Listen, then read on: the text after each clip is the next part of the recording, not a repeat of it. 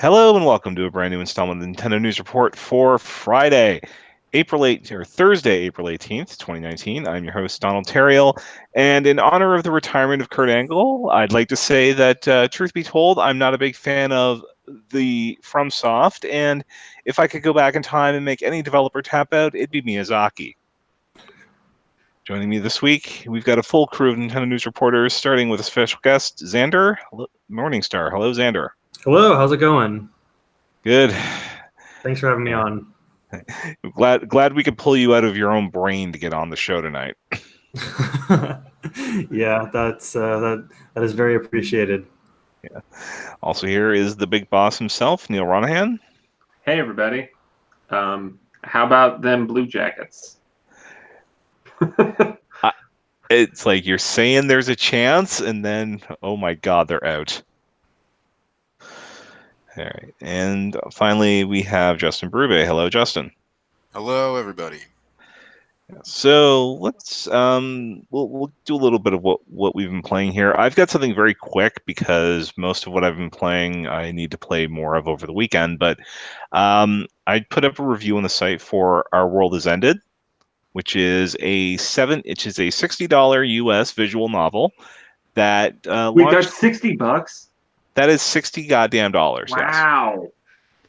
Yeah, and it's not even the version of the game that they got on the Switch in Japan, because this is a localized version of a ported Vita game instead of the Switch getting the Switch version with actual quality of life improvements. That's insane. Yeah. Wow. It's a retail release somehow, although I don't think North America gets that retail release for a few weeks. A lot of the Switch retail releases are kind of murky. I'll point out a fun fact. The game Truberbrook, which is like a very European adventure game. Don has a review up, but from a preview of his back at Gamescom, we have a quote on the back of the retail box. I was investigating how to get this because, hey, it's pretty cool when we have a quote that made it onto a retail box. I don't think Truberbrook is coming out in America anytime soon, but it's out in Europe now. It's weird. I don't get it. Yeah, but anyway, Our World Is Ended. If you're really into discussion of female bust size, this is probably the game for you. As for me, no. You can check out the review for more details on that. That's really all I want to talk about, but I've already deleted the game from my Switch. So, I forget. Are embargoes that tense for the game that you're reviewing that's coming out next week? I think, well, it's a known quantity because I'm a bit into Dragon's Dogma Dark Arisen, but I'm gonna double check the embargo just to make sure, because I want to ask you questions. I don't know if I need to ask you after the show. Yeah, I'm still pretty early on because unfortunately the previous review took a little bit longer than I was anticipating, but I do have a long weekend so that I can make sure I get the review up for the appointed time. Okay. It looks like you can't talk about major plot spoilers, and you can't put a score on it, but you can. How is Dragon's Dogma from a first impression? It certainly gets off to a very interesting start because you get to play around with the pawn system right away, where you can summon in other characters from around the internet. I don't know if they're sort of loading that stuff in where we're in sort of a pre-launch state, but yeah, I got to play with a couple of pretty powerful ones. And then once you've once you've done the tutorial fight, that is certainly an interesting opening because, yeah, for those of you who aren't familiar with Dragon's Dogma from when it came out on PS3 or PS4, that game starts out with your character getting their heart ripped out by a dragon. Oh yeah, I forgot about that metal opening. Yeah, and then you, of course, and then you somehow rise from the dead without a heart, and you get to, and then that's when you do your character creation and set up and choose your fighting style, basically. So I'm going in as a mage because I need to get my magic on and combat's pretty fun. You get to do some pretty funky moves with it. Is I it? haven't. It's Monster Hunter-y in its combat at least, It's right? very Monster Hunter-y. Like in the tutorial fight, I spent a good deal of time mounting monsters and whacking them with the X button, just like I did in 4 Ultimate. Yeah, no, I'm really interested in this game. I've always heard fantastic things. Even, I mean, this is Dark Arisen, which I believe is kind of like a director's cut version of Yeah. Dragon's Dogma. Even with the original release, I always heard great things about it. And I mean, playing this kind of game on the Switch, I mean, I learned it with Skyrim. I didn't really get into Skyrim when I played it on Xbox 360 around when it came out, but I put a good chunk of time into Skyrim on my Switch because it was really easy to just like mess around in that world while like watching TV, or if I wanted to play it on the big screen, because that game's got good vistas even on Switch. Just throw it on there, and it seems like Dragon's Dogma might kind of carry that legacy forward with me on the system. Because and like the combat, like the open world Monster Hunter combat thing seemed kind of cool to me. Yeah, it's been pretty. It's a linear open world kind of Monster Hunter-y in that way as well so far. But I'm pretty sure it'll open up later on. Yeah. Yeah, and we should have some. Assuming my streaming kit is working, I should be able to, or not streaming kit, but at least recording kit, I should be able to get something up, some gameplay of that up tomorrow. Cool. So we'll see how it runs on the Switch. Thank God for long weekends. All right, so Justin, what have you been playing as of late? Well, I'm continuing to play Yoshi. We talked about that last time. My opinion hasn't really changed. What's your opinion, real quick? Because that's you asked me what I played off air, and actually, that's the game I put the most hours into recently. I like it, but I think it's kind of weird how they're very forgiving with collecting stuff initially, but then all the stuff you have to throw eggs at, they kind of gatekeep. That's kind of annoying.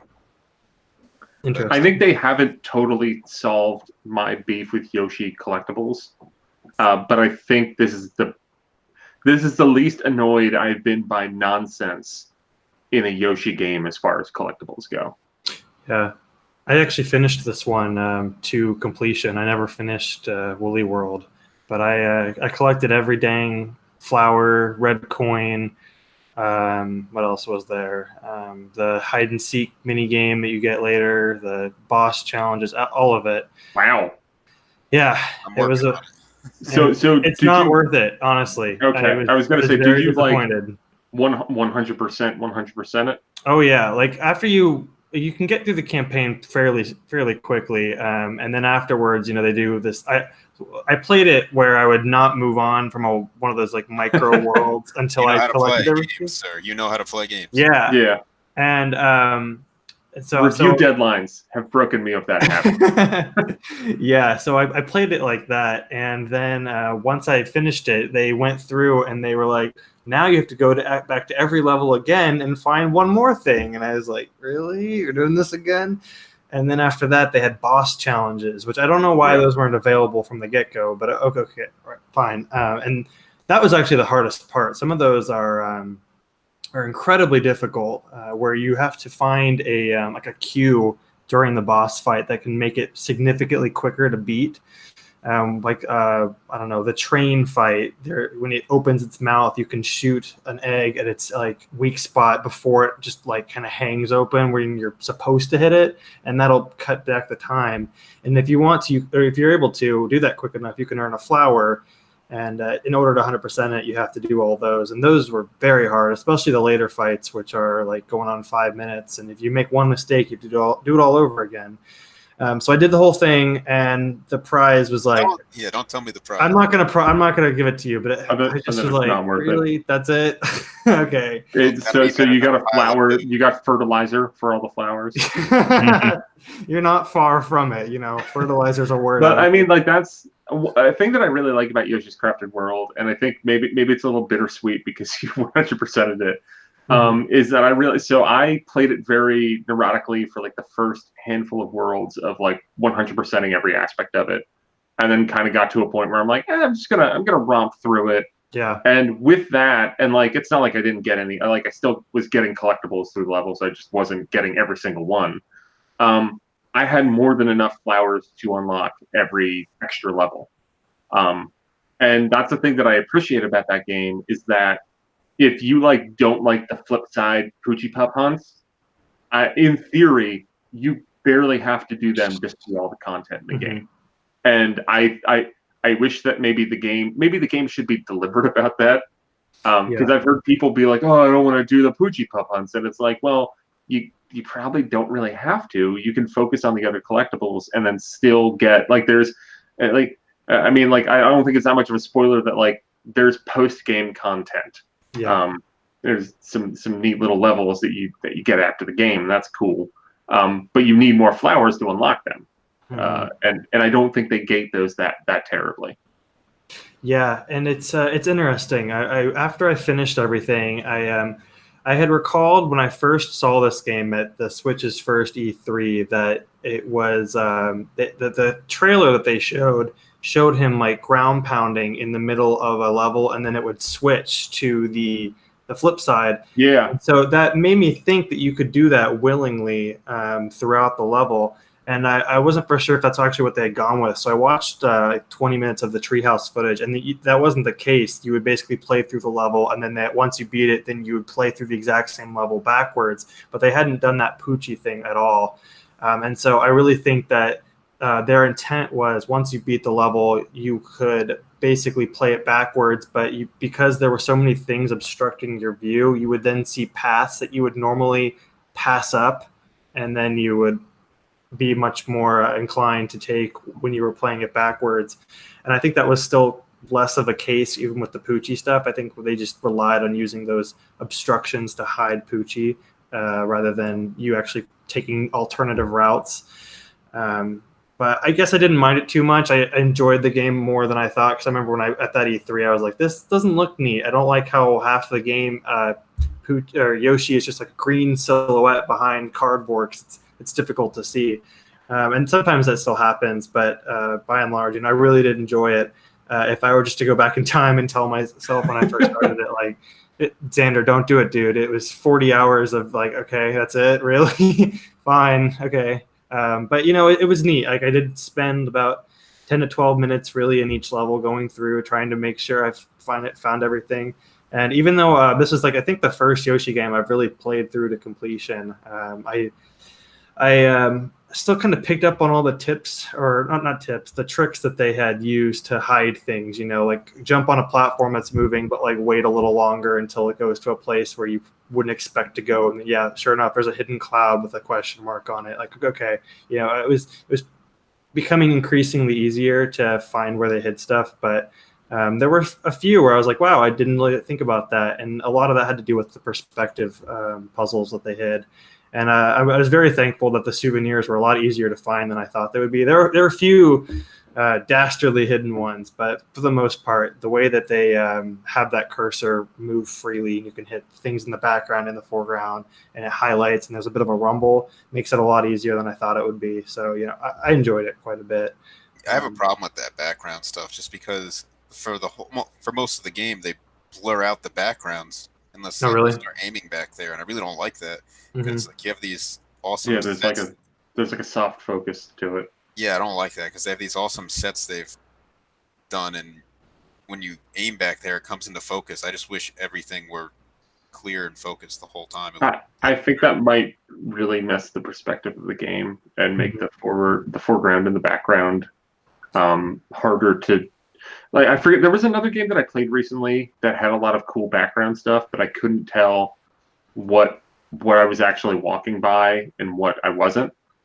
And I have to say that Crafted World, I didn't have that issue because of the way that they messed with the focus, and like, when you were in a different spot, it focused on the plane you were playing with. Maybe, but so I think I get where you're coming visually, but I think that game would be more laborious to play if it was just like you could see everything at all times.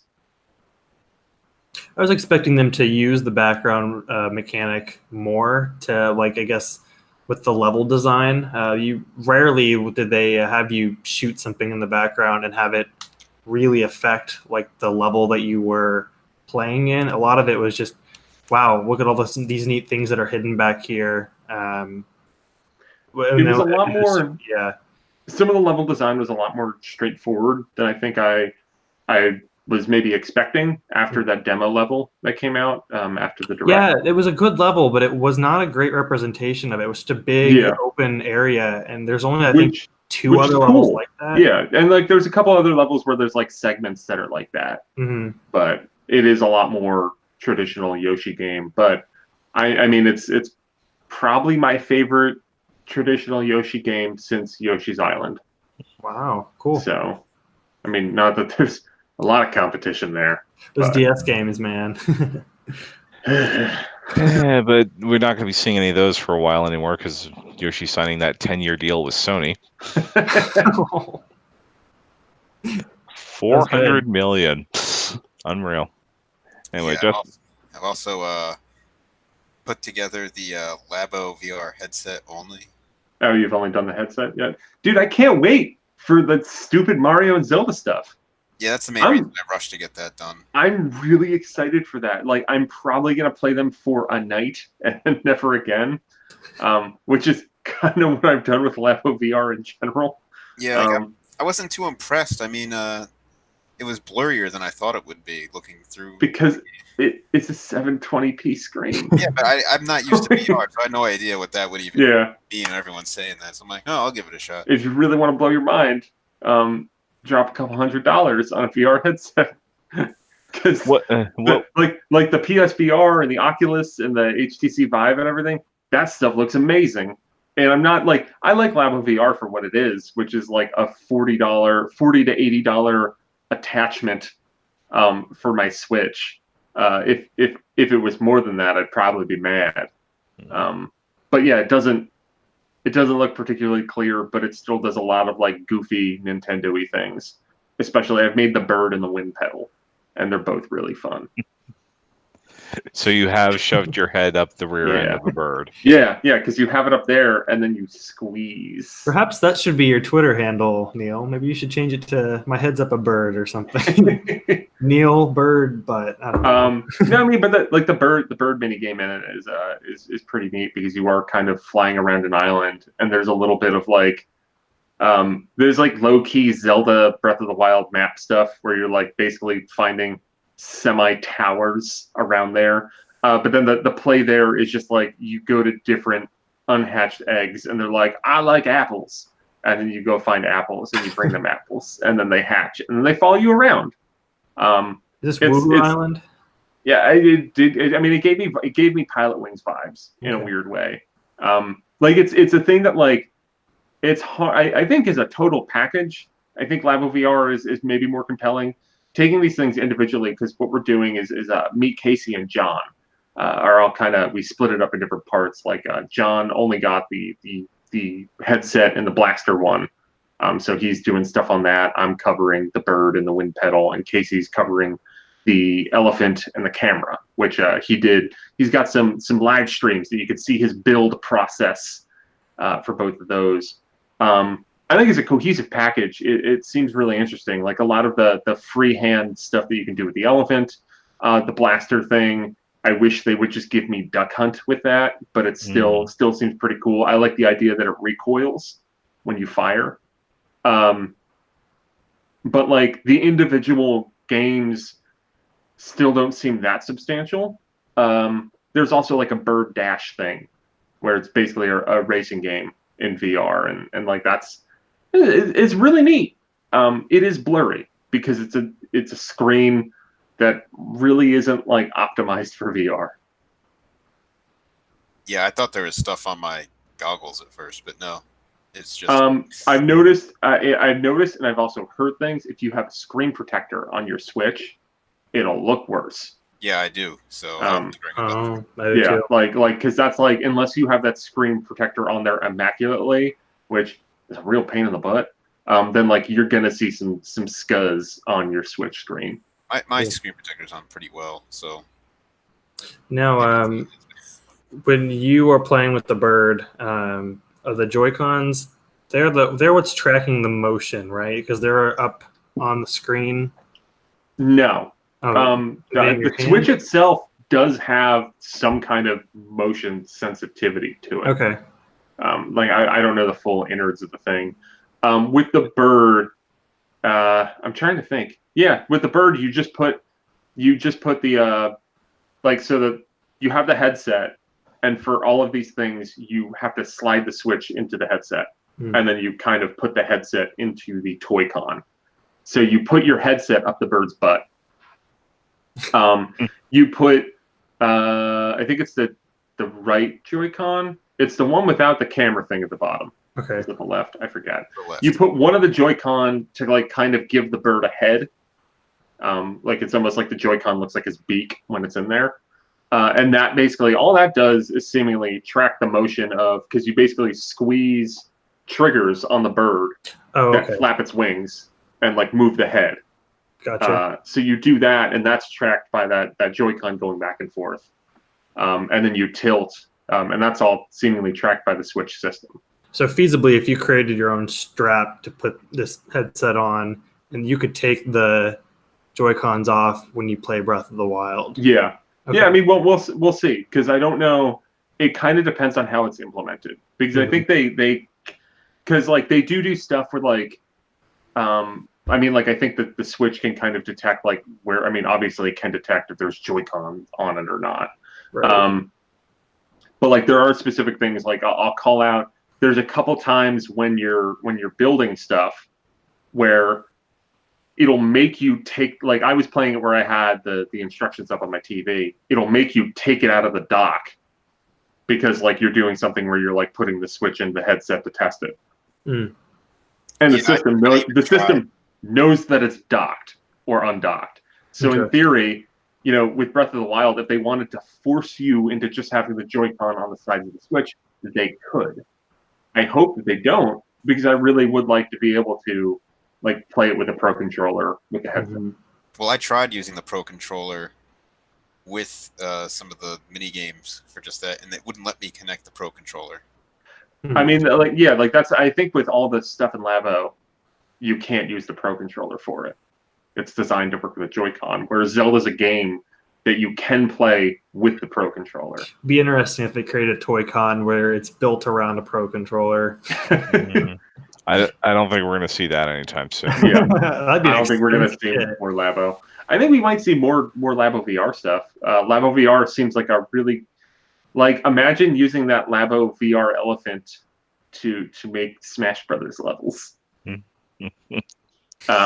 But anyway, yeah, like I'm curious to see how Zelda's going to be implemented, because I think I could see them kind of shoehorning in, so you have to use the Joy-Con instead of the Pro Controller, but maybe you can use the Joy-Con in a grip or something. Yeah, well, presumably, we know with those Mario Odyssey levels, it looked like it was a fixed camera perspective, kind of like one of those 3DS puzzle piece Street Pass things. But it looked like you still had control of Mario, and you know some of his moves are based around motion controls, which they love pushing. So it would make sense that you could like control him without the Joy-Cons attached. Which feasibly, I mean, wouldn't you then be able to play any game doing that? I don't know. Yeah. It's silly. Yeah. And if you need instructions on how to do a strap, we have a video for that on this here YouTube channel. Yeah, I'm disappointed there's no strap, and I'm also disappointed you can't power the Switch with the Labo headset on, because they didn't put a hole in the bottom. Yeah. Well, I mean, I think that's part of the reason, like, why they don't have a strap. Yeah. Well, these are all things I'm considering. I get what the battery life will be like. I mean, maybe that's why, because like they're not intending you to play it that long. And like after 5 minutes, they're like, "Hey, guy, take a break." Yeah, but you know, I got to get ready for Metroid Prime Trilogy VR. Would you want a Toy-Con visor, or would you prefer the Labo VR? I mean, I'd probably just make a head strap for whatever. Yeah, how funny would that be if they're like, "We have another Toy-Con. It's a strap. It's made of cardboard." It's just like they're like, "Here's a rubber band, $20." Moving off Labo, I've also played a bunch of Donkey Kong 3 Arcade Archives, and I kind of like this game. didn't think I would like this one very much, but I started to get into it, started to try to improve my score, and it's a fun game. It's a shooter, which is like a departure for Donkey Kong, kind of confusing since the reason they made Donkey Kong in the first place is because they had a shooter that was failing. So I think it might have been on the show a couple weeks ago when they announced that Donkey Kong 3 was coming out. Yeah. I kind of forgot that this was a Miyamoto joint. yeah, Like it's weird to think that Miyamoto made this game that is kind of like just super forgotten. Did he ever make another shooter again? Technically, I mean, Star Fox 64, I guess. Yeah. it's a bizarre shooter because you don't really think of it as a shooter so much because you're shooting bug spray, but it's a shooter, but it's kind of weird. And there's a couple of win conditions. Like you can take out the whole all the bugs to win, or you can shoot Donkey Kong all the way up his vine thing to win. So yeah, it's a fun game. I'm noticing a lot of posteriors on this show. Mario almost had a gun, but they changed it to a fire flower. So I'm gonna try to get a review up on the site soon for that. And I guess the other thing I played was Smash Brothers 3.0. Which we'll get to that in a bit here. Xander, I see you've got something else pretty big on your list right now. yes, I'm playing Final Fantasy VII for the first time. It will hopefully be the first Final Fantasy that I actually complete. I started the first one on my phone. Don't tell David. And I got, I think, like 2 of the crystals, and I just kind of dropped it because it was very boring. There's no story to it. Like I think the tutorial had like some princess that needed saving, and then after that they just kind of were like, go out and find the crystals. So I dropped. That was a while ago. It had been like 2 or 3 years.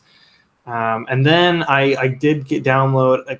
Occasionally when a Nintendo Direct says it's available today, even though you didn't plan on playing that game, even though you knew of its existence. When they shadow dropped Final Fantasy 15 Pocket Edition, I was like, I gotta play that, man! So I just downloaded it, and I think I booted it up, and I haven't gone through that. So that's embarrassing. But yeah, Final Fantasy 7. I have heard for years how great this game is and how people hold it so closely and how it's really one of the greatest games of all time. And I was like, I'm doing myself a disservice if I don't play this. So I sat down, and I'm about 2 hours into it. But yeah, I'm enjoying it so far. It's got some neat quality of life stuff that I really appreciate. I think there definitely are purists out there who will be like, don't do that, don't use that. But I've only got so much time, so you can speed up fights, I think, or just really the whole game in general, with the exception of cutscenes. I think it's 3 times speed, and that'll make running around faster. It makes the animations and the combat faster. If you really want to cheese it, you can give yourself full health and up what's it called, the limit break stuff. Yeah, you can max that out. And I honestly had not been using that specific thing too much, and I think it's just because I'm so close to the beginning still, and I'm trying to still get that sense of how this is playing out. But I'm sure there'll be a point where I'm kind of okay, I know what's happening. The story is going to take a pause now for me to start grinding through a dungeon and hit a bunch of enemies to level myself up. So I might use it for that, to just kind of speed up that process. And So I basically started using that, the full health limit break thing when replaying. I mean, I'm also coming from a different perspective because I'm replaying it as opposed to experiencing it for the first time. Yeah. I would just kind of, instead of dealing with buying a bunch of health items or using a 10 to the save point, I would just be like, I'll just heal everybody up by clicking this button. Yeah, I didn't even think about that. I mean, and then I have everybody has a limit. But I kind of wish I could separate that more, where I could get the health benefit without the limit break stuff. But it doesn't. Then I'll just burn it in a random battle, so that way I don't feel like I'm cheating too much. Yeah, one of the. But I like it because it does. It kind of just makes. Not that Final Fantasy VII is a grind-heavy game, but it does make some of the repetition of random battles a lot smoother, because you don't need, it just kind of, you can keep on going forward. Yeah. And I guess hearing you say that, I didn't really think about this, but one of the things I had talked to David about was I don't want to use this feature for boss fights because that's usually in an RPG where they really pull out all the punches. And I guess if you can heal yourself whenever, then the money that you're allocating throughout the game, you're not going to be spending in the shops. Therefore, before a boss fight, you could stock up more. And so maybe that is going to lessen the experience. I don't know. Maybe I'll go in a little less prepared into a boss fight to make it because I do enjoy that strategy element of like, okay, how I need to find this guy's weakness. I need to figure out how I can like micromanage my party, see which characters need to be the healers in this situation and whatnot. Yeah, and that's the cool thing about Final Fantasy VII in general too, is that there's a lot of flexibility with what each characters do. Yeah. By the fact that like materia, you can kind of mess around with it, and I'm gonna give fire and lightning to one character, or no, I'm gonna give a summon to this one. Do I want to have all the summons on my character, or do I want to spread the wealth? Yeah, yeah. And then even that, like I do think the bosses, I mean, like you said, they're kind of the showcases of the strategy. Like that's why I don't really feel bad for cheesing it a little bit in random battles, because most of those are just like, no, just hit the attack button a lot, and like you'll kill the little soldier guy. Yeah, definitely. And I will say I do know about the I don't know if this is the spoiler, but I've always thought of it as the spoiler about a certain character who dies. Yeah. It's one person described it to me as like, Xander, this is like the Darth Vader, I'm your father kind of spoiler for me. I think I might have been the person that said that might have been you. So I was like, okay, all right. But it is. I mean, it was a thing where, I mean, it was, I do not remember specifically the context of like how this was when it came out. I do believe like there was an article somewhere or like a screenshot that was just like, no, this is the end. This is what happens to this character. Okay. She hasn't shown up other than like her like initial appearance in the very beginning, but she's kind of a nobody right now. So I'm sure. You're still in Midgar, right? Yes. Yeah. You'll get to deal with her more as you go farther into Midgar. The last thing I did is I jumped off a train, and I'm in the subway right now, and they were trying to check my IDs on the train, and it was very flashy, and that sequence kind of hurt my eyes a bit, but I'm currently in the subway.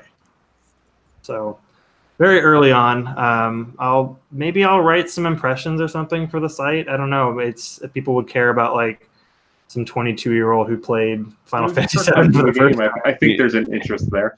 Mm-hmm. I think I should do that more because I've been playing a lot of games that like people that are longtime viewers for the site have played a long time ago, and I'm getting to around for the first time. I should probably be doing that more, but do it up. Yeah.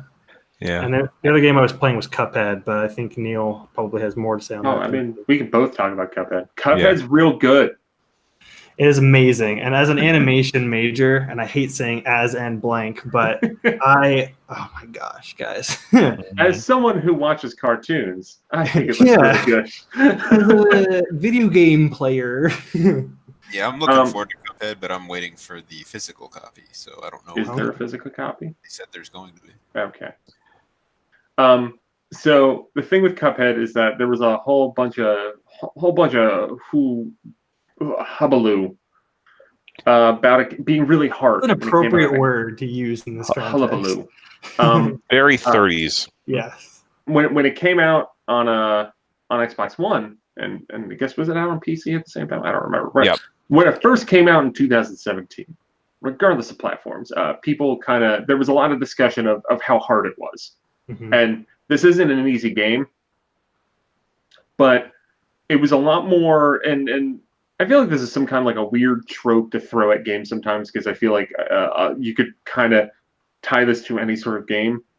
The boss fights felt more like I was playing a song in Rock Band than it was like a boss fight. Like there's a rhythmic nature to the way that the game plays. I really liked, and I commented this on my review, which you can read at NintendoWorldReport.com and watch a video review of it on this YouTube channel. But about how like you have like the fun music in the background, you have all the sound effects of the boss, and then you also have your gun kind of laying a consistent track, because with the exception of one of the guns you can get, that they're all like rapid fire. Usually all it kind of slightly different speeds too. So like it all kind of just makes this into this like cohesive, weird musical track that you're playing along to. And there is a rhythm to the boss fights. Although if you're playing it on the regular difficulty level, there are like defined boss patterns, but I don't know exactly how it's generated, but there is a randomness to how the bosses, like I'm trying to think of an example, like there's one boss that I remember, it's a dragon that you fight, and he might like shoot rays out of his eyes, or he might blow out a fireball that kind of loops. And for that phase, he will do one of those two things. The order of it is kind of random, so you need to pay attention to his tails and be like, his eyes are getting ready. I gotta get ready for those. The simple difficulty mode makes it so those boss strategies are consistent, and you can kind of set your clock around them. But each boss plays out where you have like, somewhere between like 3 to 5 different phases that when you do die, you're like, oh man, like I was so close to beating that phase. And it kind of kept me, like I died 100. I didn't check when I beat the game how many deaths I had. The last time that there is a way that you can check in the game. It's in like the second world or something. When I did check, I think I was at like between 300 and 400 deaths. I died a lot, but most of those deaths, like I didn't feel demoralized because it was very hard. And I think there's some bosses, especially near the end, that like I'm kind of like, come on, guys, like you really like this is kind of bullshit. But for the most part, there's a fairness to it, and it's just demanding. If you do play in co-op, though, if you're quick enough, you can revive each other, which kind of makes it it's still difficult, but it just gives you a little bit more flexibility because you can die, as opposed to when you're playing it by yourself, 3 hits and you have to start over. Yeah. This is getting me really pumped from Extermination Force. Yeah, I think that Extermination Force does a few things better to compare. I think I ultimately like Cuphead more. There's a thing that, and John commented in the Extermination Force review, I don't like the hit detection in Extermination Force. I think it's really inconsistent. And for a game that's kind of relying on like you getting out by the skin of your teeth against giant mechs, having a hit detection that is inconsistent was kind of maddening, especially when bouncing between that and Cuphead, where Cuphead is immaculate. The one thing that Extermination Force has is that is a game that is also very difficult, but there are things built into that where you can like get more health, or like you can basically grind and make yourself more powerful if you're having trouble. You can't really do that in Cuphead. There are different weapons to get, there are like buffs that you get, but those are all earned by, there's coins that you can find in like you find some on the world map, and then there are the handful of like regular side-scrolling levels, coins are found in there, and there's a finite amount. So like once you get all those coins, then like you just buy everything.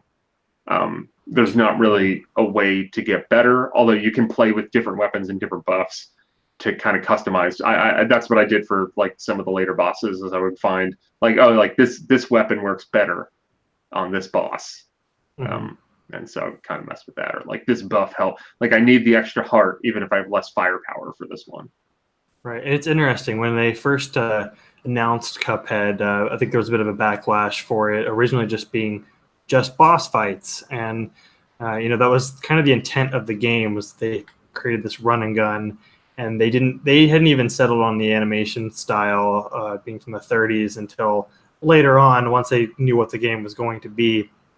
They wanted it to be this element of memorization and recording rhythms and looking for tells in a fight, and that I felt like that worked out great for them, because I don't particularly like going back to some of those platformer levels. I find it more enjoyable to keep going back to the boss fights and seeing how far I can get. And it's interesting because it's not necessarily like it's a waiting game. It's even though when you die, it shows you how far you got. That's essentially what the life bar of the boss is in a way. It shows you how far you got to victory. So it's very interesting. It's very fun, and it is very hard. I think that the boss gets more health with 2 players, but the 2 players, they don't bounce off of each other like they do in Mario. It's they what is it? They They're don't on different planes, I guess. Yeah. And this game is, I believe, getting DLC later this year, with I assume more bosses and a new playable character, Miss Chalice. But I would imagine that's also coming to the Switch version as well. I don't know if that's confirmed or not. DLC coming. Oh wow! Oh, this is from it was announced a year ago. Yeah, E3 2018. Mm-hmm. Yeah, it was in the Xbox presentation, I believe. So I'd imagine it's also coming to the Switch. Yeah, Ms. Chalice. Miss Chalice, and she's apparently controls differently. There's new weapons, new charms, new bosses. That's kind of cool. Mm-hmm. I think I might have remembered it being announced at E3 last year, but totally forgot about it otherwise. That's really exciting because I think Cuphead's tremendous, and I'm excited to play more of it. Whenever that DLC comes out, I will be on board. I'm very thankful that it's on the Switch. I have access to playing PC games, but I just can't, and so it's very nice that it's on the Switch now because I don't have an Xbox. And when that first came out in 2017, everyone was like, "It's literally red and blue character. Like you got red and blue Joy-Cons." People were making a big deal out of the colors. Yeah. And it's just it is very nice. And it's a Microsoft game. And it's a Microsoft game on Switch. Now everyone's gonna assume Master Chief will be in Smash or something. Steve. Or Steve. So Cuphead's the majority of what I've been playing that I can talk about. God, I'm trying to. My mind's kind of a blank. Reigns Game of Thrones, that's cool. Game of Thrones, that's fun as well. I did start playing a little bit of Picross S3, which is coming out next week. I'll have a review of that before it comes out. We just got a code today. So the big thing for you Picrack heads out there. I still haven't finished the first one. It adds, so there's Pick-a-Picks. I think it's called Pick-a-Picks Colors. There's one that came out this year called Pick-a-Picks Pieces. It's like another Picross series, but they had an element that I think might have been in other Picross games, but that was the first time that I really experienced it, where in addition to just having the numbers and everything, there's also colors, which just adds more layers to how the complexity of puzzles. And I love that about the Pick-a-Picks games. And now Picross S3 adds those color modes. There's only 30 puzzles that are the color variants. I kind of like the interface of Pick-a-Picks a lot more with the color stuff. I think the one thing that I'll say about it is that whereas Pick-a-Picks has the colors are kind of in the top left of the screen that you can glance at, you cycle through the colors on the Switch one, and it's all within the context of the playing field, which that's all right. But the colors are very small on the screen, especially in handheld, which is all that I played the game in. And also, what kind of crazy person plays Picross on the big screen? More power to you if you do. I just don't see the appeal. That is a game that I want to curl up on a couch under a blanket and play. Not necessarily be turn up the sound. We're going to listen to the repetitive backing track of the Picross game. But the colors are kind of hard to differentiate sometimes. When if it's a dark green and a dark blue, I kind of have to guess which one is that. Colorblind option or anything like that? I don't think so. Interesting. And I don't have any issues with being colorblind unless all of a sudden it's hitting me like a truck playing Picross S3. It's just because of how small it is in relation to everything else. It's just hard to kind of pick out. Maybe it'll smooth out, but other than that, it's another Picross game. There's 150 of the core puzzles.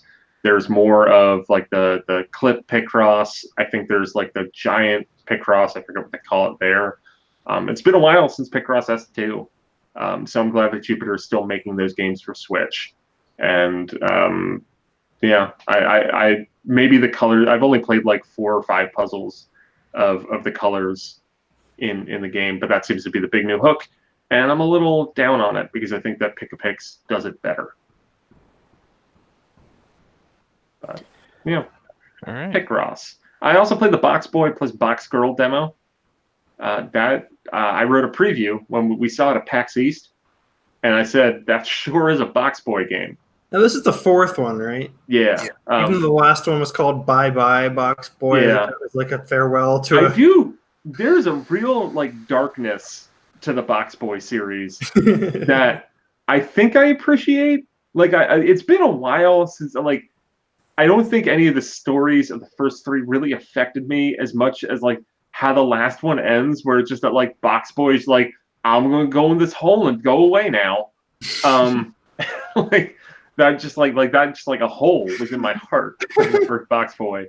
I but this appreciate one on Twitter when you talked about how Cutie is just the tall one. That's his yeah, whole marketing. in all of Nintendo's marketing for Box Boy plus Box Girl, they're like, and there's a new mode with Cutie, the tall one. You can listen to the reveal in the direct, and we got a press release that was Box Boy coming out next week, and it's there's also a mode with Cutie, the tall one. And I will point out that the tweet that I had about that was liked by someone in Nintendo PR, so they know. So they know that the voice inflection is really the joke. Yeah, they know the tall one. So I played the co-op stuff. I played it with my 9-year-old niece. We had a great time playing the co-op stuff. I think the co-op things are handled really nicely in this. I did notice that you can play them single player, which seems like less fun. But it's basically you alternate between both characters. But at least you can still play that content if you're by yourself, which that's good. But I had a lot of fun. I think there's 8 levels, I think, in the demo. Totally worth checking out if you're on the fence. It is just basically hey, this is Box Boy, and then they have a little trailer at the end that shows you some of the newer twists, the springs, and there's weird pencil things that come out too. But then it gets to the title screen, which is just that look at the colorful world, and the color just disappears. Ooh. And then it's just Box Boy, Box Girl, and the Box Baby, and they're ah! And now I need to get the full game and save them all. I wonder if that ties into the narrative, because the first one had 0 color, and then they kind of slowly introduced it throughout the series. So I wonder if this is some sort of message about how they're obtaining happiness, and then the tall maybe just the guys at HAL Labs have a lot to say about climate change. Maybe is the tall one available in the demo? I don't think so. I think it was just the 8 normal stages. Yeah, I think he's only intended to be post game. Okay. Maybe that's an alternate story. You save the day, and it's what was the tall one doing the whole time? What if Box Boy never went into the hole? I really now. There's a part of me that needs to go dig up my Box Boy lore and see where are we? Where is this in the timeline? Yeah, I've discovered recently that HAL Laboratories puts an ungodly amount of lore in the pause menus of Kirby games. Yeah. I just watched a video on Kirby lore in 25 minutes, and I was 25 minutes for what? And most of the lore is in the pause menus, so it's interesting that this is because HAL Labs, with their relation with Kirby, that was the company that created. Masahiro Sakurai, when he was there, he made Kirby, but they're kind of how there is the Pokemon company, and they kind of veto all the Pokemon stuff and make sure it's all consistent. HAL Labs, I think there's a company Warp Star that is kind of that's the Kirby holding company, and I think that might be split ownership. I know HAL Labs owns half of it. Nintendo might own the other half. I don't think there's another company involved, but HAL Labs does kind of you do have Goodfield working on Kirby's Epic Yarn, but HAL Labs is there just basically to make sure that the Kirby stuff is on brand. Interesting. So they do have a stranglehold on that lore. That is very fascinating to me.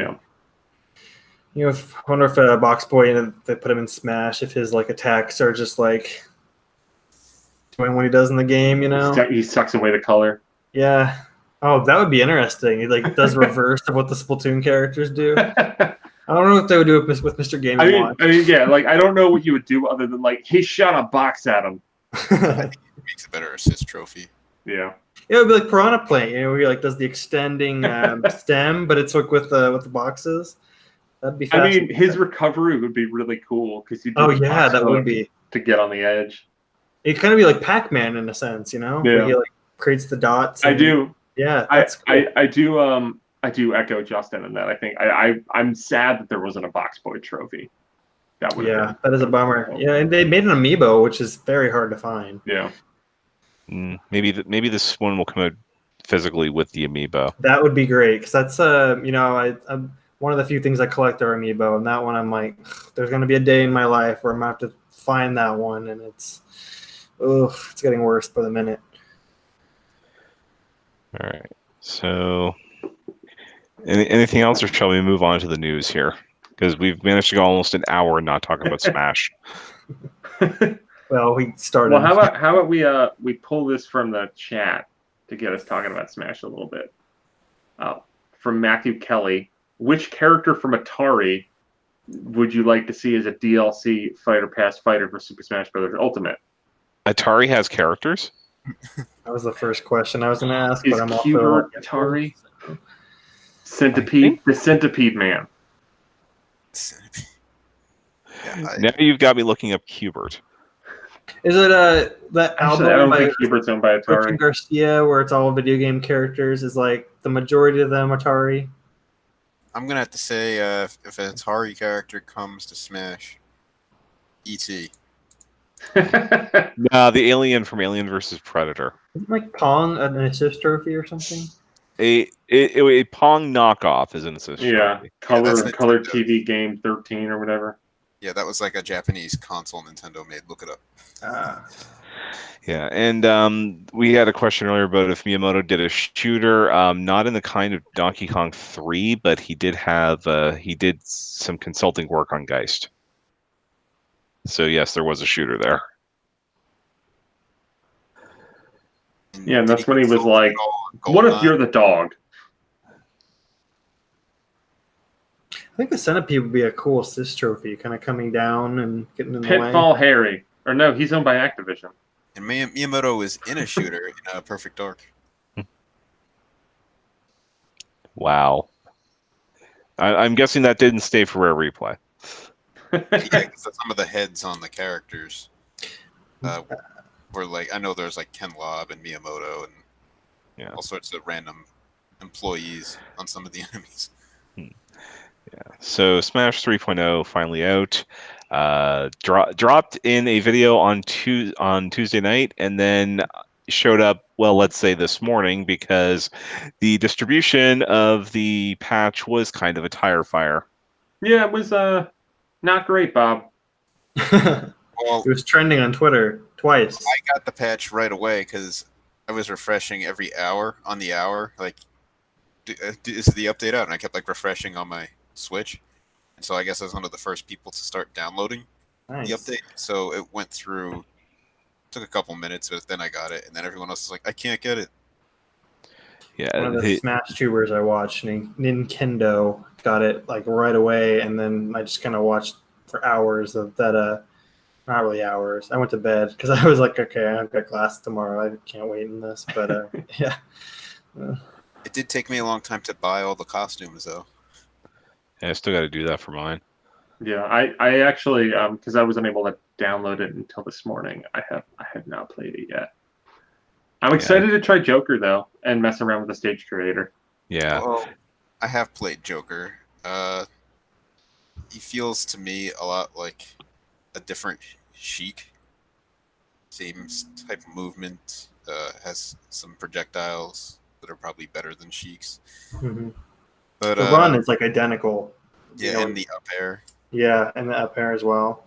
And his up B when he has his his spirit thing with him. Persona. Right? Yeah, his persona.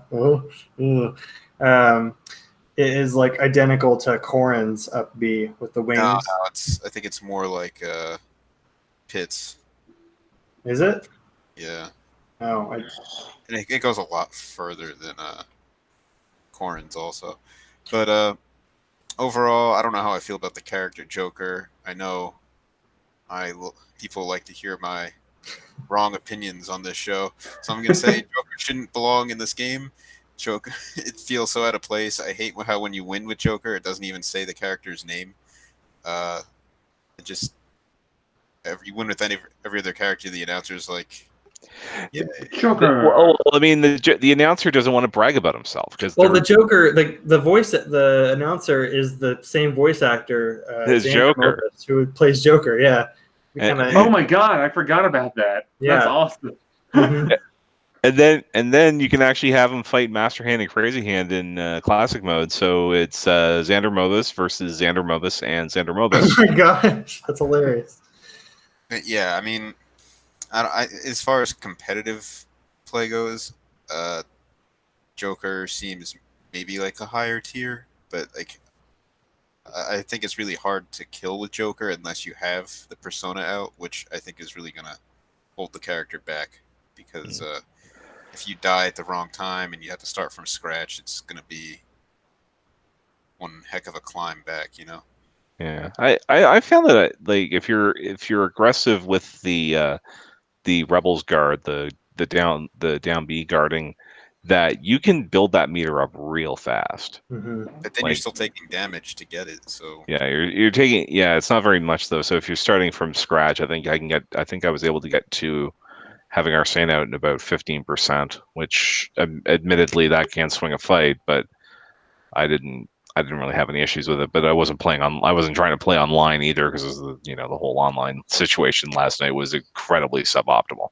Yeah. I'm a no Smash Brothers professional, but I'm an RA, and my residents are like extremely good at it. They got into Elite Smash like 6 times on my profile, and they have which is terrible because it means every time I get on to play, I'm getting my butt kicked like within seconds. So it's whatever. But they have described him as Meta Knight with a gun. And I thought that was kind of ironic because, Kirby can copy him and then also have a gun as well. But yeah, they have described that he feels just like Meta Knight, but he has a gun. So take that with what you will. And I have over 10 characters in Elite Smash at this point. Oh, good for you. Wow, that's awesome. Okay. Yeah.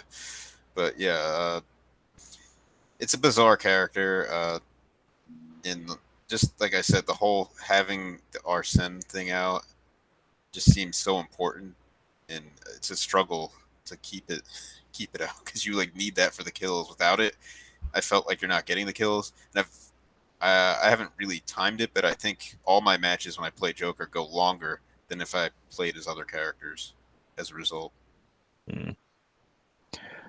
Yeah, I played a bit with him in single player stuff, and he's not going to replace Ike for me as a main, but he's probably in the tier that I wouldn't mind if he came up on random or would go for him if given the opportunity.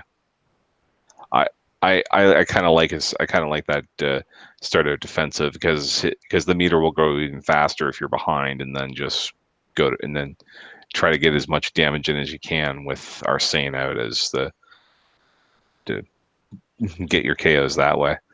And I really love the final smash, especially since you do get 2 shots at it if you miss the first one. Yeah, I haven't even seen the final smash. Yeah. Like it seems like an interesting character. Like that's the thing is I don't really have any attachment to Persona, especially Persona 5. I haven't played it. If it came to Switch, maybe I'd play it. Yeah, I'd probably enjoy it. I like Shin Megami Tensei games. But he looks like a novel character, and that's my thing. Is that like, even if it's from series that might not be Nintendo series, just let Sakurai and the Bandai Namco team just let them make fun, unique characters. And I think so far with the 2 DLC characters that they've done with Piranha Plant and Joker, it seems like they succeeded at making unique characters. Yeah, and I think that it speaks well to, like us, the appeal that people have for the character. They did really well matching, I think, the expectation that people had. They liked the character, they liked the victory screen, the stage, all the songs. it sets a big precedent for the rest of the Fighter Pass. But I'm with you, Neil. I wish that I just had more context. I have not played this game. I just got a PS4 and I have no time to play that. I mean, you can't go Final Fantasy VII and Persona 5. That's too much. So, if it comes to Switch, I would like to check it out for sure. It's I was gonna say Joker is the only Smash Brothers character I had never heard of before Smash Brothers, so it's really weird to me. Yeah, I didn't know what his name. I knew what Persona 5 was. From like osmosis of the game following, but I did not know that was his name. And so when they first said Joker, I was like, someone made a character named the Joker post Batman Joker. What? All right. Yeah, it's a code name for I figured it had something to do with some sort of like agent thing because he's a thief, right? So yeah, that's neat. Yeah. So along with the Joker update, also came the stage builder, and can we get a 3.0.1 to get rid of the stage builder because it took about 24 picoseconds for the first genitalia to show up? I will say, when you guys were talking about Joker, checked it. They're doing a really good job at getting all that filth out. Yeah. Like it seems like I think the server being down and some people being able to get into the stage builder kind of like Nintendo was probably putting out another fire so they couldn't make sure that dicks weren't in every stage. Dicks, actual sex, 9/11, Yeah. the kind of things that the internet would put up. Come on, guys.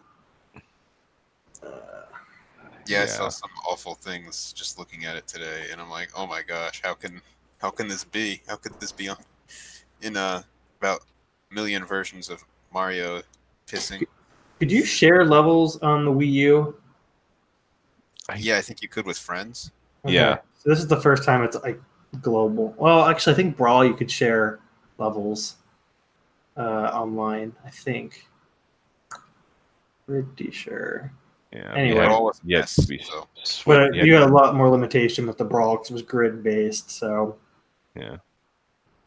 So yeah, it looks like the tools there are like really impressive, and you can do stuff with it. It's just going to probably take a while before people get very smart and creative with it. I'm hoping to mess around with it a little bit. I'm not the best with created stuff, but Nintendo, especially in a post Mario Maker world, if they can make the act of creation fun, for this, then maybe I'll make some doofy levels. I think at least I hope. I think like Matt and a couple other people might be streaming over the weekend, messing with the stage creators and playing because you can play all the levels online. Yeah. Can you like follow? Like, does it show you like your friends list and like the stages they've made, or is it just a feed of? It's levels? A feed of people, although you can follow the creators in there. So you can also report them if you need to. Yeah. So would it be easy for me to find any of your levels, or would I have to like look you up, or? There are codes you can share for it. I know. Of course, there are codes. Okay. They're like 8 character codes. Oh, yeah. And possibly the biggest news of all, we have a second game on the Switch Online app now. Yeah, I'm looking at it right now. Looking at the levels. Very cool. Yeah. That's something I hope that they do with Mario Maker 2 is that you have like a feed of like not just your people you're following and then like the top levels, which are probably going to be those auto scrolling level or auto Mario levels, but I hope that there's like a friends list feed so I don't have to keep following people again. It's just goodness. I think that the Smash Brothers stage creator stuff gives us a good blueprint for what to expect with Mario Maker. I hope Mario Maker is a little more in depth because the stage creator, let's get real, stage creator is like a bonus feature for Smash Brothers. For Mario Maker, this is the game. I wonder if the next app on that Switch app is going to be Mario Maker because they had that website built for the Wii U where you could like look up levels and download them to your Switch. That app if they don't have that, what are they doing? Yeah. I do. I mean, like the fact that like you can levels in Smash Brothers. Like they're gonna have that in Mario Maker. Right. It's just I hope that's all there in place at launch, as opposed. You know, I mean, with Smash Brothers, like we got this app, 5 months after it came out. Yeah, that website that they built for the Wii U, I'm sure is gonna be, a format of it is going to be in that Switch app fairly soon, I'd imagine. You would hope. You would hope. I also just want to say about this update, it seems like they nerfed projectiles against shields and maybe made the shields a little bit stronger, which is interesting. And I'm kind of surprised they didn't do more balance changes to the game overall. Everything seemed kind of light. Although the characters got a bit of an adjustment, I read, especially Corrin. Corrin got a major buff. Yeah, so did the Ice Climbers apparently. So well, I tried that, and I don't think it's as big a buff as you'd think, because the only way you can really pull it off is from a standstill position. So in the heat of combat, it's not going to be as useful most of the time. Okay. Yeah, just the to saw a lot of. Definitely need some buffs for sure, like real ones, not Final Smash buffs. Yeah. All right. So, yeah. So we'll obviously have more on Smash in the days ahead. Look for some video content related to that on his here channel over the long weekend. July was already very busy for Nintendo between Dragon Quest Builders and Fire Emblem Three Houses, and then they decided to answer the immortal question of when's Mahvel with July 19th. I want to see what the hell this game is. It'll probably be the big game in their booth at E3. So, I mean, like it might be. Like, sorry, what was the name of the game? Marvel Ultimate Alliance 3. Oh, Marvel. I guess we just called it Marvel. I was so embarrassed. Marvel. I was like, should I know what this is? Okay. Marvel. Okay. No, like I'm like adored X-Men Legends 1 and 2. I played Marvel Ultimate Alliance 1 and 2, but I wasn't like X-Men Legends 1 and 2 came out at the right time of like kid in high school who had time to just play a dungeon crawler like 4 times. Marvel Alliance 1 and 2, I played a lot of co-op with friends in college. But this is just still one of the weirdest revivals of a series I've ever seen. Because it's been literally a decade. Activision and Vicarious Visions and Raven Software have zero to do with this game. It is Nintendo, and it is Koei Tecmo. Team Ninja specifically. Yeah. Team Ninja is making the sequel to a game that was made by Vicarious Visions and published by Activision over a decade ago. I wonder if it has to do with the MCU being as successful as it is. It's just over 10 years old now. Yeah, it's also that Marvel, Activision doesn't have the Marvel license anymore, and Marvel is treating Disney, more appropriately, is treating the Marvel license like they're treating the Star Wars license to a degree, where it's kind of like up for grabs because like on Sony, first party wise, they had Spider-Man last year. They have the Iron Man VR experience. They have Spider-Man in July. Yeah. And then there's Marvel Ultimate Alliance 3 is Nintendo only. There's been a lot of Lego games with the Marvel superheroes. There's there's that Avengers game from Square Enix that I think has been in development since like Age of Ultron. Maybe we'll see that game at E3. I would have to think so. Maybe. I don't know if it even has like a range.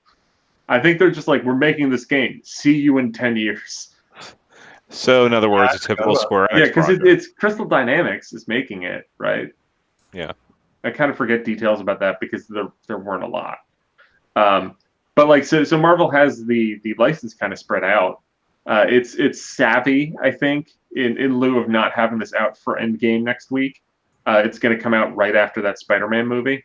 Yeah, it will. And there's going to be a tie-in because they showed when they announced the game, they showed off Captain Marvel, and that was the movie that was getting ready to come out. Yeah, they're gonna have Avengers characters. They're gonna have they have Captain Marvel. They have at least 3 Spider-Men or Spider People. Spider Gwen's gonna be in it. Oh yeah. Miles Morales, traditional Peter Parker Spider-Man is also gonna be there. B. Parker. I hope they have Peter B. Parker. have Give Jack me Spider- Spider-Ham, Spider-Man Oh, Noir. yeah. Just do it up. Make a Spider-Verse video game. They kind of did. It was Spider-Man Shattered Dimensions. Came out like 10 years ago. It was pretty all right. Apparently influenced Spider-Verse the movie. Great movie.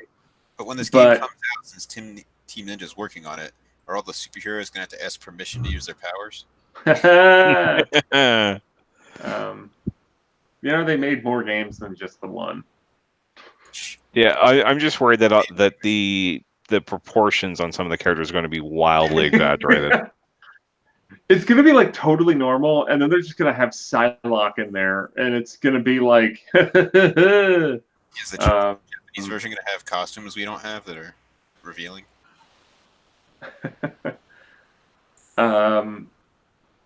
Like, has Team Ninja ever made a game like this? Maybe. Is this going to control like Ninja Gaiden? Like, I don't know. All we've seen is like some sizzle reel trailers. Like, I could ramble about this game for a while, but we know almost nothing other than they're like, it's gonna be like the other ones. We think. And does like Endgame come out digitally around this time? Probably not. No, I think it's gonna be like August. Yeah. Okay. I think Infinity War. I think Infinity War was August or September. Yeah. Okay. Also, when did Nintendo get religion about putting games out in July? Now they used to avoid it like the plague. Yeah. There was like a solid 10 years. Oh, probably more. No, because there was a year like I as someone who has written a lot of features about this, Mario Strikers Charged came out in July in 2007. I think that was their last, and then I think Dragon Quest 9 might have come out in July as well. Yeah. I think that might have been the last like so-called major release for a good solid 8 years until last year, I think. No, 2 years ago, Splatoon 2. Okay, yeah. Splatoon 2 was 2 years ago, and then last year was Octopath and Captain Todd. Yeah. What about Wii Sports Club? Didn't that come out in July? But Wii Sports Club was a compilation of games that came out like. I know it's technical. You're every commenter, Justin. Wii Sport. It was. I was like, there is no game coming out in July. But Wii Sports Club is coming out. 1, all these games came out in 2006. 2, they're all available digitally. Yeah, he's got a point. But anyway, yeah, we have 3 Nintendo published games. I think is Dragon Quest Builders Nintendo published? In the West, it is, yes. But okay, because Square Enix, in their infinite wisdom, have figured out a way to get Nintendo to pay for all of their Switch game production outside of like Final Fantasy, in that they have Nintendo publish the games. Yeah, because I think it's the weird. Oh, that makes a lot of sense.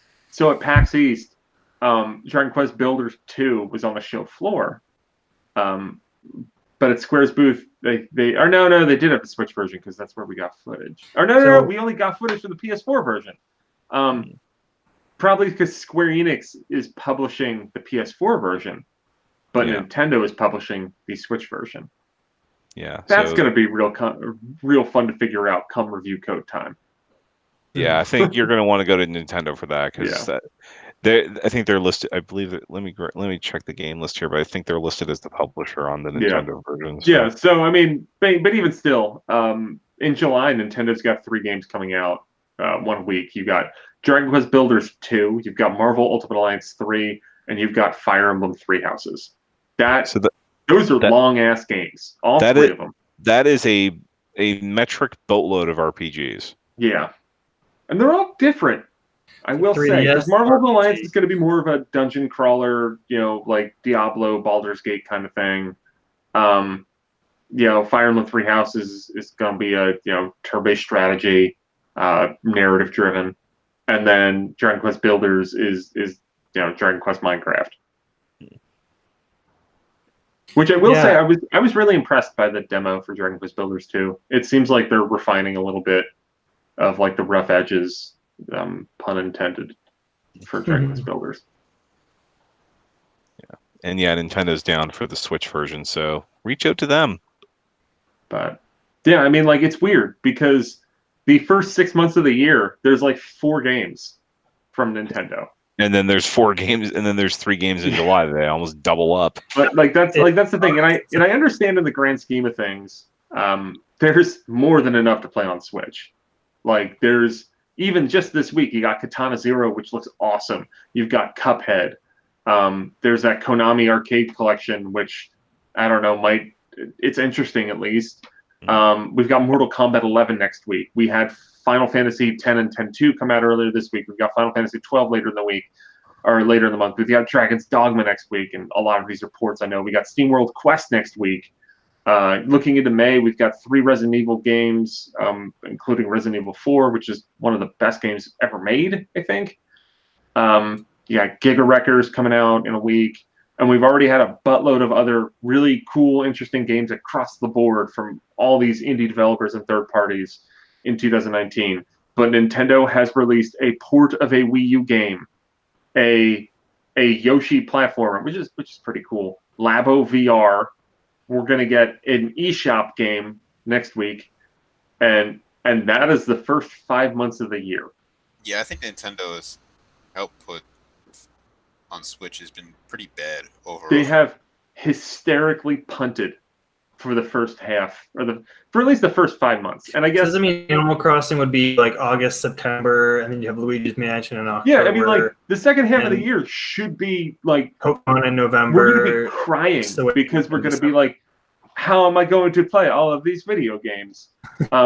Which would have been real cool if they balanced it out. I mean, I think ultimately what happened is they expected Fire Emblem to be out in May, and then it got delayed. Like that's. I think they were looking back. Last year, I think was pretty bad for first-party Nintendo, except for Smash Brothers. In all honesty, Pokemon was like okay, I guess, but yeah, not that impressive. I mean, like it is the kind of thing I thought their holiday last year was kind of weak, but they sold a lot, so I was wrong. Well, they just had the right franchise. Yeah, Pokemon and Smash were 2 good things to build a bare bones holiday season around. Yeah. But even in the first half of the year, I mean, it's a lot of ports. I know. I mean, they also have ports this year. First half of the year, what you had? Hyrule Warriors. You had Donkey Kong Country Tropical Freeze. You had Sushi Striker. You had Mario Tennis Aces. Kirby. There was like a January game, wasn't there? Bayonetta. Yeah, Bayonetta 1 and 2. Another port, but like that's a lot of games, and I know they have a lot of good, solid indie support. You can read the reviews on all these games. We've had a lot that we've loved, but it's still disappointing that Nintendo, from a first party perspective, have basically just kicked the can down the line for the year. And I'm super pumped for Mario Maker 2. Whenever that comes out in June, whether it's the beginning of the month or the end, I'm fine. Beginning. Cadence of Hyrule is supposed to be a spring game. I'm for that game with bells on. Crypto the Necrodancer rules. Zelda is absolutely my jam. I want to play the ever-loving shit out of that game. It is just disappointing that Nintendo's first half of the year is so empty. Is this going to be like a trend, do you think? Like an on-year, off-year? Or like but last year was kind of an off-year, too. Yeah. There's only so many Wii U ports. Like, so I mean, be like off-year, punt, amazing end. Yeah. Off-year, punt, amazing end. I don't know. I mean, yeah, but you do look at the second half of the year and it looks great, but it's like, why couldn't you spread that out a little bit? Especially with July, where they have 3 games coming out in a span of 3 weeks, and I mean, maybe they are building up to releasing a new version of the system, the Switch Lite or the Switch Pro or both or whatever. Yeah. Maybe they're doing that and they want to have like all those new games kind of come out when they can still sell new users on the system and also get us saps to go buy another Switch or 2. With that in mind, I'm not disappointed. I mean, hardly got time to even play games right now. I've had Final Fantasy VII for like 2 weeks, and I've only gotten through 2 hours in. Yeah. But well, at the same time, like I just mentioned a moment ago, like, okay, Animal Crossing could be in August or September, and then they could do Luigi's Mansion in October, and then Pokemon's always in November, and then they have like waiting for the holiday. Who's to say that they're not going to like bunch those together like they did with July? You know? No, I mean, that would be funny. It's just like, yeah, we have 4 games coming out over the holidays. They're coming out in a 2-week span between Halloween and Thanksgiving. Yeah, Luigi's Mansion, Animal Crossing, same day. It's going to be a. That's like when they had Mario Odyssey, and they're just like, oh, by the way, Fire Emblem Warriors, go die. You're at the week before Odyssey. Yeah. Wasn't the first time they did that to a Fire Emblem game, even though. Yeah. Or what is it they did with? It was a long time ago. It was like Mario 3D Land and A Link Between Worlds. I think we're like no, it was Mario. It was 3D World. It was Link Between Worlds, and it was Mario Party Island Tour. That's crazy. Yeah, I don't think it really worked out. Cool. It's a party. But like, I mean, the Switch is doing well. Obviously, like, I mean, maybe this was an experiment to be like, what if we didn't put out any games? How would the system do?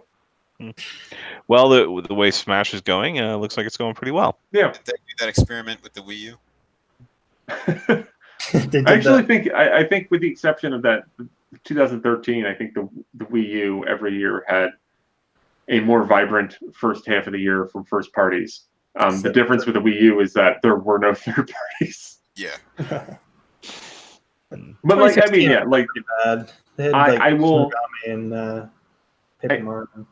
I feel like I need to qualify with a lot of my like rantings on first party Nintendo output. Like I have too many games to play. Yeah. Like I'm fine. I'm more looking at this from a you know what's fun to talk about this show? New Nintendo games. Yeah, like we know that you out there watching, you like that more. Like you're kind of like we're like Katana Zero. You're like snooze, even though you shouldn't. Katana Zero looks great. Mm-hmm. You know, me talking about Picross, I'm sure that's thrilling content. You know what would have been better if I was talking about a new Mario game. Yeah, people want what they can't have. It's that whole thing. Yeah. So yeah. But yeah, like as someone playing games, and I would assume people watching this probably feel the same way. Like we have enough to play. There's like 40 million games coming out a week. And I don't know, there's at least like 2 to 5 interesting games coming out on the eShop every week. Yeah, more than I can keep up with, man. Yeah. And you know what? Persona 5 will probably fit in one of those months. Yeah. Too. Now watch Persona 5 is going to come out July 25th. Oh God! If that's the case, I'd have to take like 3 weeks off work, and I'm already burning my vacation for the year on E3. So, oh, that's hilarious! You know what? That's so. Yes, that's yeah. That's hilarious. I bet that's what's gonna happen. Yeah. So, just a couple of quickie things here, because it's getting real late. Switch software 8.0, they added some new organization stuff, but still no folders. I know. What are you guys doing? I like that accessibility zoom, though. I really appreciate that. It's really silly. I can finally zoom in and read text that's like too small for me to see. Maybe I'll get Xenoblade now. I don't know. Yeah. That'll add another 100 hours or so to your play clock. Yeah, no kidding. Oof. So some reports out of China indicating that Nintendo partnering with Epic Game Store owners Tencent to possibly launch the Switch in China, or at least they have that's gigantic. That's already put Nintendo stock up like 15%. Yeah. Boy. Yeah. Like that's a really big deal. Well, they stopped those. I forget what they're called, but they have like Thank you. Is that what they're called? With the like Punch Out and Twilight Princess are on. Or no? The NVIDIA Shield partnership. Yeah. They might. I don't know. But I mean, those are Wii. They're talking about Wii games there, and this would be like because they've only got approval for a couple of things. Like they've only got approval for I think New Super Mario U Deluxe got approved on the because every game in China has to be approved by the government before it can be sold. Yep. So they got that and the Switch in partnership with the Chinese company. Uh, yeah, that's going to put an even bigger run on Switches if they can get that, if they can actually complete that partnership and actually get the thing out there. Like, I mean, I won't pretend to know that much about the specifics of, like the market in China and everything, but if the Switch is available in China, that's going to be gigantic for the industry and for Nintendo. Yeah, it wasn't Breath of the Wild updated like a few months ago with Chinese. Yeah, they've added like simplified and traditional Chinese to a lot of games to presume maybe in preparation for this. Who knows? Yeah. Like, I mean, if this goes through, like, that's gonna be really good for the company. Hopefully Tencent won't buy them. Now, so if that was to happen, though, would that mean we'd get Nintendo games in the Epic Game Store? Yeah, probably. And then we'd have a lot of people be really mad because it's anti-Chinese sentiment. Yeah. And last but not least, very quickly here, Sony released first details in Wired magazine this week of what they didn't call it the PlayStation 5, but let's face it, it's going to be the PlayStation 5. Oh, they should call it the PlayStation 1. That'd be a weird flex. I mean, they're not the only ones doing it right now, are they? Yeah. You thought it was the Xbox One. Well, now it's the PlayStation One. Nintendo One. But they have a WON. Then Nintendo. Nintendo One, all right. So the PS5, it's backwards compatible. Yay! It's backwards compatible. Apparently, they're talking about SSDs. Like their test case was the flying in Spider-Man, or the fast travel in Spider-Man, which apparently went from 15-second load time to like nothing. Yeah, it was like 0.6 seconds. Yeah. And also I wouldn't want that. I liked those loading animations. Like that's something about, like, I know we should be just like, no load times ever, but like sometimes I like that pause in the game. Sometimes. Yeah, it's neat. Like, keep it lower. Like 15 seconds seems long. But like, I think having some kind of load screen is sometimes a nice buffer between moments in a game. Spider-Man, like watching YouTube with some dude on the bus, like that was cute. I don't know. Yeah. So the other thing, and the thing that, I mean, it's Sony's job to make it sound good when they finally launch the price, but they're talking about putting the like ray tracing technology, which is only on like uber expensive video cards right now, and that big solid state drives that are suitable for games that are reaching 100 gigs routinely. That's not going to be cheap. Yeah. Gosh. I mean, like, if they can get the price around something reasonable. Someone in the chat mentioned about $400. I highly doubt that.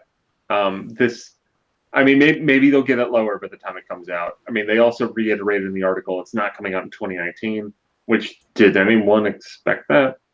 Not particularly. Seems like a 2020 thing. And I wouldn't be surprised if we don't really hear more about it until 2020.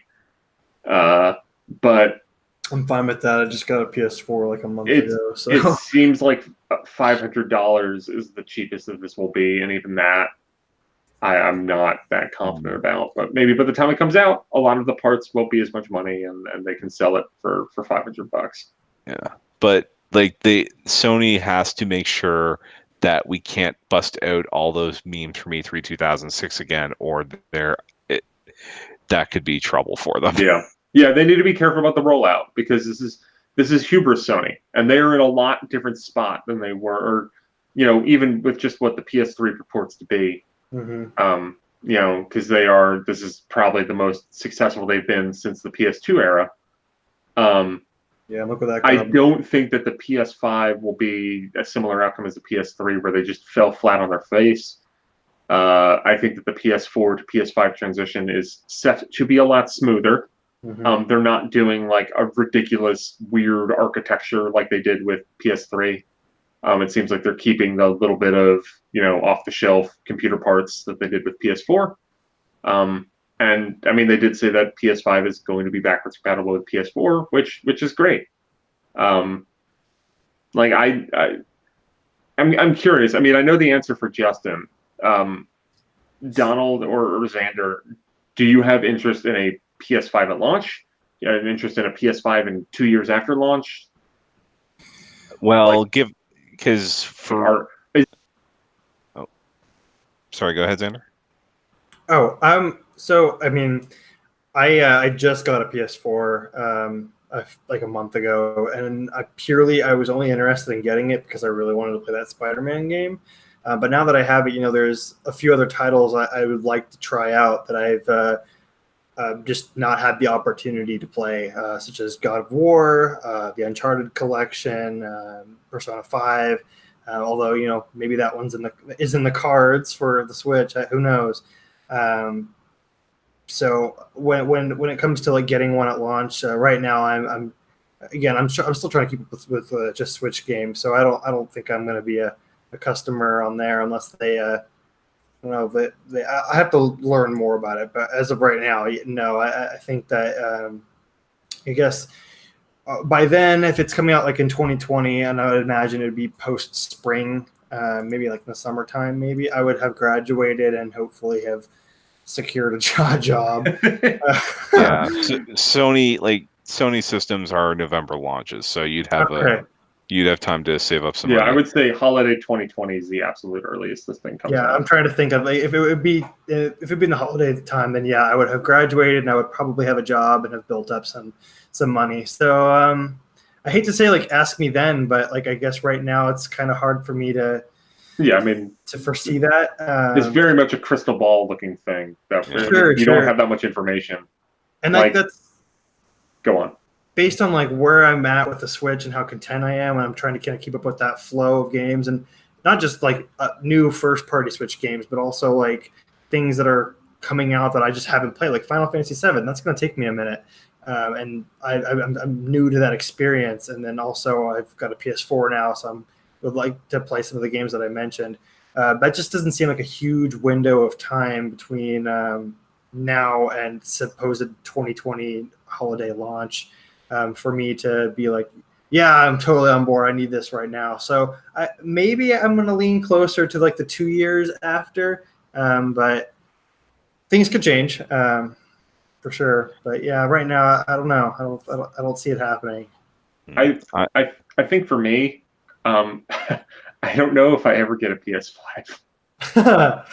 like I mean, it's more like I can look at my PS4 from where I'm sitting right now. I played like a dozen hours of Dragon Quest XI on it. I love past Spider-Man games. I love the character Spider-Man. I have not bothered to get basically the Spider-Man game and Dragon Quest XI basically came out on the same damn day. I made my choice and I was like, well, I'm gonna buy one of these full price. I bought Dragon Quest XI. Gotcha. That's a really great game. I just got to a point where I don't really like playing the PS4 that much. Sure. And really, when it comes down to it, with non-Nintendo systems, especially with the Switch, like actually being successful, like during the Wii U years, played a lot of PS4. Wasn't a lot of alternatives. It's either like, do I want to play nothing, or do I want to play video games? I have an Xbox One right now. I use that thanks to the marvel that is EA Access. I get my EA Sports fix that way. I get to play my Madden. I get to play my Super Mega Baseball 2. That's not EA Sports, but not on Switch yet. So that's like satisfied there. I don't really need. I don't need those consoles otherwise. So even the new Xbox, I'm more intrigued by it because I think that Microsoft is set up in a position to be infinitely more interesting. Like, I mean, I think Microsoft is in a position to be the most interesting of the platform holders for the next year or two. Mm-hmm. Depending on what kind of games Microsoft announces and is going to have out on whatever their new platform is, which I also expect will come out around holiday 2020. Mm-hmm. That's probably, we're going to hear more about that at E3, maybe. But Microsoft is they're putting nuts in their mouth like they're chipmunks preparing for their next console launch. It's weird. I'm sorry. Go ahead. Like Microsoft is the system that I think I would lean towards getting the next Xbox as opposed to the next PlayStation 5. And while a lot of things could change in the next year and a half, I don't think I get either one at launch unless there is a game that really grabs my attention, and I don't think that's going to happen. And there's a good chance that it would be cross-gen anyway. Yeah. I mean, we'll see that happened with the last generation too. We'll probably see that again. Yeah. Mine, where I'm sitting with this is I barely have enough time to play Switch games. So yeah, that too. Yeah. And given like everything I've said about the price, throw another $100 on, given I'm north of the border here. I'm probably like, if I'm gonna get a PS5, I'm probably holding out for like a PS5 Pro, because at that point, because it's going to take me that long just to get through the Switch stuff I've got now.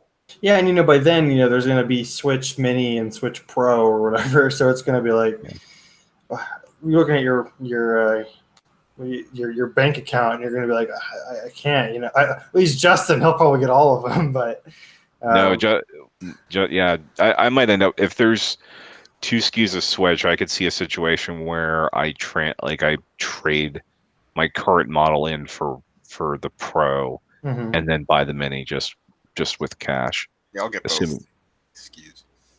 Yeah, I kind of just accepted where I'm at in my life.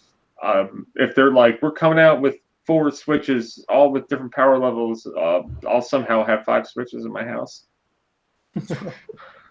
As I'm here, like, I don't know if I'm gonna buy a PS5. I'm like, I will buy every Switch you throw at me. As he proudly displays the Wii U console behind him. All right, so yeah, obviously we will find out more about what Sony's doing probably in February 2020, because they ain't going to E3, and unless they decide to have one of their Sony Directs. I'm looking forward to see how many companies not going to E3 undermine E3. It's going to be like, who's even going? Nintendo, Microsoft, the usual Bethesda, I think, and most of the yeah. We booked have fun going to the last E3. I always figured it would take me going to finally kill that show. I mean, that's we got 2 months to talk about that more. Like E3 is bizarre. You're like the Kirby of E3, man. You're just showing up at the end, killing it. Yeah, I should wear like a Kirby shirt on the last day when they don't put up the See You Next Year banner. I thought about that. The 3DS's last game is Kirby's Epic Yarn. Yeah, well, it's kind of cute too. All right. Well, it's already in Japan. Yeah, true. Yes. No, like, I mean, we should talk more about E3 in a later show, but we should end this one. But just, if you want to, I'll leave people with, if you want to laugh, look at like the exhibitor map if it's out there for this year at E3, and then look at like the exhibitor map from 5 years ago, and like the companies that you've heard of has halved, and like most of them are like adult VR entertainment, and like small Chinese companies you've never heard of in your life. I think T-Mobile has a booth. Probably. Oh my gosh. Yeah. That's rough, guys. That's rough. Yeah. I guess it makes it harder for me to ever think about going. I mean, that's a long ways away, but I'm just like, it doesn't sound like it's going to be living up to the hype that stuff builds up around it. I think there's still going to be a show in LA in June. It's just going to be a PAX instead of, I mean, but like, even like, I don't know. Well, we'll talk about it later. I need to go to bed. Yeah. Grab me on. Let's Zader, come back for the E3 episode. We can talk about it. I don't know when we're going to do this, but just let me know. I'll be there. A ton of E3 experience to talk about. Yeah. So let's get the plugs in here. Of course, patreon.com/NWR support the site that supports us. NintendoWorldReport.com is the mothership. We have everything on there. All kinds of reviews, videos, news. They announced like 10 more games for the Sega Genesis Mini. That means we got 20. And dude, Contra Hardcore. Which, if you want to see my breakdown of a Contra Hardcore screenshot, go on Twitter.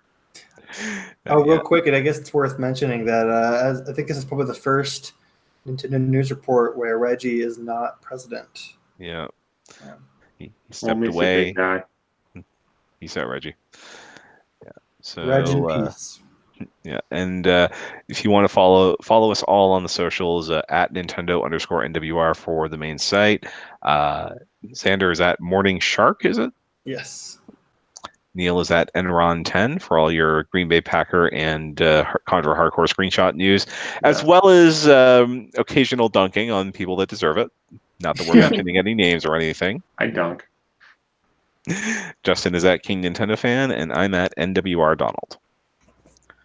Thank you very much, and we will see you next week.